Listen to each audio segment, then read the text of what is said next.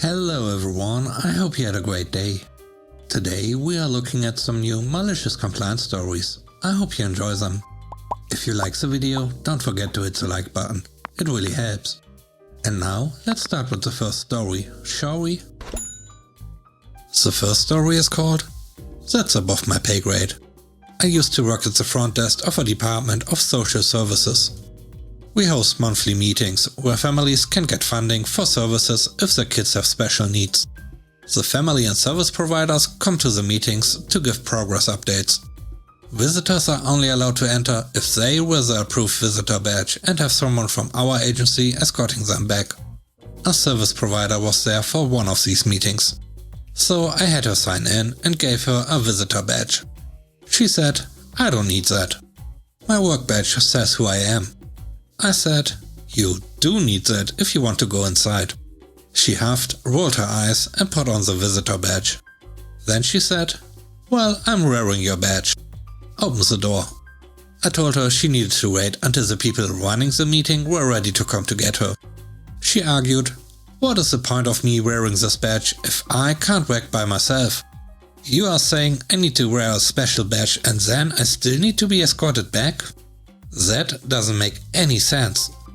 I told her it was our agency's policy and disputing agency policy was above my pay grade. You would need to talk to the agency director if you have an issue with our policies. She said in a nasty voice, "I wish I could, because your policies are stupid." Since she said she wished she could talk to the director about how stupid his policy is, I decided to let her have her wish. I called the director at his desk and I informed him that Mrs. X from X agency wished to speak with him as soon as possible. I had her information from the document she signed earlier. I told him that she wished to address a grievance about our policy regarding visitors from other agencies. I mentioned some of the things she had said and told him she was rude and confrontational with me. He came out and pulled her aside. I don't know exactly what was said, but she looked like she was about to cry when they were done talking.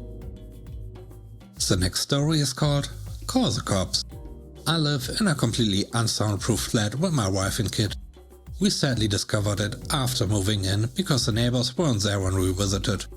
As every occupant was aware of it and we all had small kids, we agreed upon having 3 rules. The noise should be kept to a minimum between 1 PM and 4 PM on weekends. The same goes starting from 8 PM to 7 AM on all days. You have to warn the rest of the house at least a day prior if you plan a party. But that doesn't mean total silence at all. Just not using power tools or blasting music or talking way above normal volume. It went quite okay for about 2 years. But then the above us neighbors moved. They got replaced by a father in his mid-40s and his son about 25 years old. After welcoming them, we warned them about the sound issue and informed them about the rules to help everyone have a quiet time. They said okay and thanks for the warning. A few days go by and the dad brings over his girlfriend. He's divorced and they were loud all night. It was making me laugh.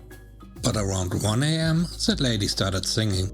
So I went upstairs for a very awkward conversation.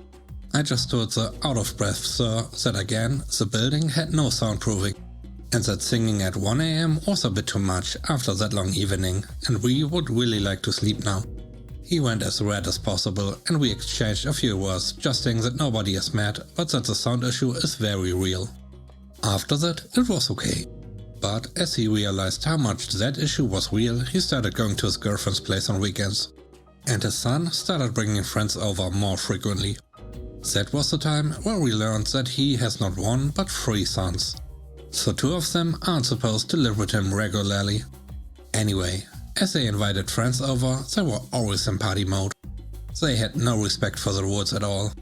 I went upstairs approximately 10 times in a few months because we were fed up with being obliged to sleep with earplugs and having our kids' nap ruined. I finally decided to talk about this to their father. He was not happy about his sons and told me he will talk to them. But he also was a bit discouraged and tried to tell me that if necessary I should call the cops. I wasn't willing to do so because I'm more about peaceful solutions. I told him that it won't help keep cool relations in the building. Then the 2020 things came to my country. All neighbors decided to flee elsewhere. We had the building for ourselves. That was a great help for our nerves and sleep. We rediscovered what it was to live without noise. Then the lockdown ended and the party started again. It was enough to make my wife and I so mad at those kids that we weren't talking anymore, but screaming at them. Then one of them told me, "You know what, call the cops." I didn't do it at that time, as they shut the noise afterward. The second lockdown started about 2 weeks ago. No neighbors moved this time, except for the dad. As soon as he left, we heard more noises than average above us, but not enough to trigger us at first. The second day, we realized there were at least 5 young adults in that flat, and they started partying.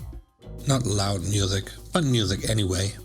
They were talking loud to each other from both ends of the flat, clanging chairs, slamming doors, until 1 or 2 a.m. each night. We hoped they would leave soon, or at least calm down, but not at all, and no sign of the dad. 10 days in, our cup was more than full. We went upstairs to again tell them to stop making so much noise and that it was the last warning.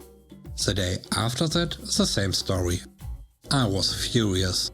I screamed at them to shut the music right now, 11 p.m, and that their friends had to leave by tomorrow or I will make sure to call the cops. "Oh, just call the cops, nobody's moving, we live together as co-renters." "Oh, really?" I called the cops. Lockdown is in effect. You can be with family, sure, but not with friends like that. And knowing the building's landlord, I was sure their situation wasn't official at all. The cops came, we could hear everything. They told them the brothers could stay, but the friends had to go back to their place. They gave no fine for this time, but they had to make sure I would not have to call them again. Then the police came to us and told me not to go see the neighbors if it happens again, but directly call them back. The next morning we also decided to call the landlord to explain the situation. No sign of the father for over 10 days. And at least 3 unknown persons living there with 2 family members. I told him about the noise every day and nights. And that they were refusing to make any effort and claiming to be co-renters. As you can expect, the landlord wasn't happy. He told me that I was right to call the cops and to warn him about the rent situation. He told me that he will call their father right away. On the same day, late afternoon, I started to hear some movements above.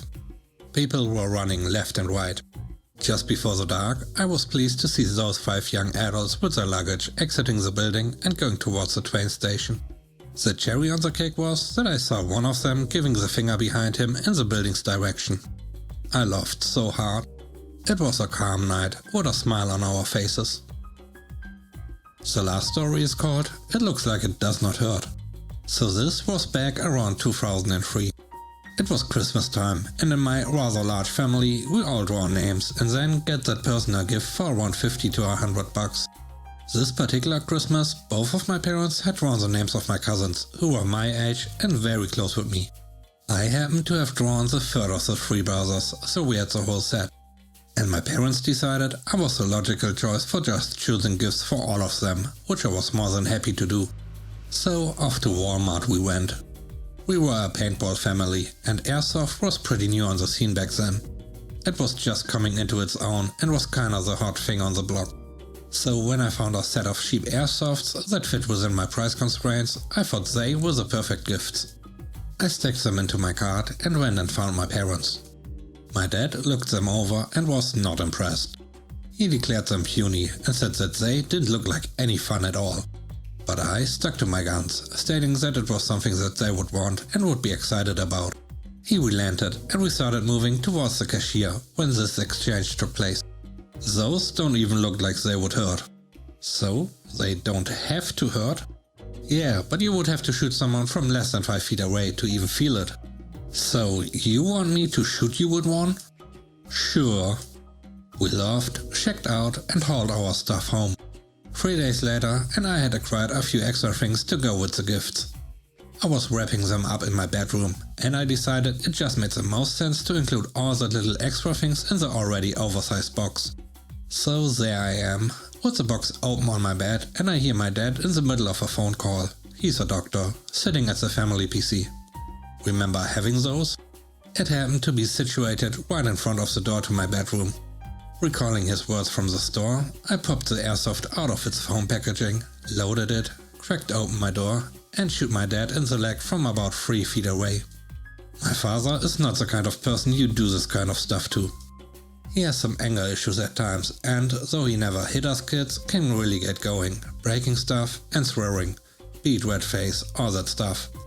So in the middle of this phone call with one of his nurses, he screams out at the top of his lungs. He comes up out of that office chair like he had been shot. He had been. He turned and looked at me with his face as red as a tomato, cordless phone clutched in his fist, and just said, "What the heck?"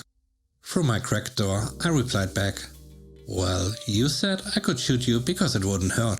He deflated and with a sigh just said, "Yeah, okay, that hurt. Don't do that again." I honestly can't believe that the 14-year-old me had the balls to go through with that, and that I suffered zero consequences for it. Thanks for watching the video. I hope you enjoyed it. If you did, please consider subscribing to the channel for more content. Let me know what you think about the stories in the comment section below. Have a great day. Bye bye.